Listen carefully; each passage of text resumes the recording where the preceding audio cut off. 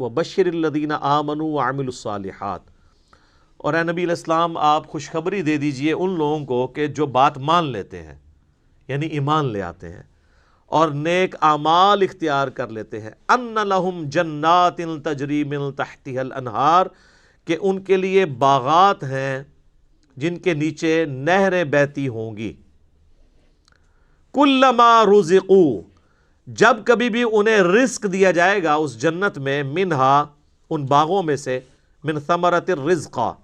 کوئی پھل رزق کی شکل میں ان کو جب پیش کیا جائے گا، اہل جنت کو جنت میں جب کوئی فروٹ دیا جائے گا،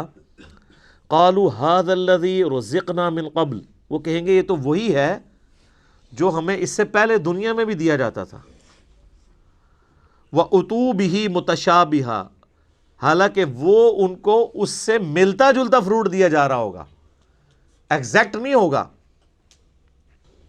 وَلَهُمْ فِيهَا أَزْوَاجٌ مُطَهَّرَةٌ، اور وہاں پہ ہوں گی ان کے لیے پاکیزہ بیویاں، پاکیزہ بیویاں دنیا کی بیویاں بھی اور جنتی حوریں بھی، وہ آگے چل کے ذکر آ جائے گا اس حوالے سے۔ اچھا، جنت میں جتنی بھی نعمتیں ہیں نا، ان میں جو یعنی ڈومیننٹ نعمتیں ہیں، ان کا کچھ نہ کچھ حصہ اللہ نے دنیا میں اس حوالے سے رکھا ہے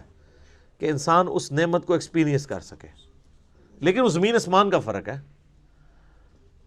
اور دنیا کی نعمتیں تو فنا ہونے والی ہیں، لیکن ان نعمتوں کے ساتھ آ رہا ہے وَهُمْ فِيهَا خَالِدُونَ، وہ رہیں گے ہمیشہ ہمیش اس کے اندر، نہ ختم ہونے والی نعمتیں۔ اچھا، دنیا میں کوئی بڑے سے بڑی بھی نعمت ہے نا،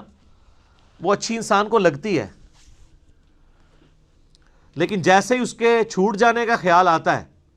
تو دل کے اوپر غم کا غلبہ ہو جاتا ہے، اور جنت میں غم نہیں ہے،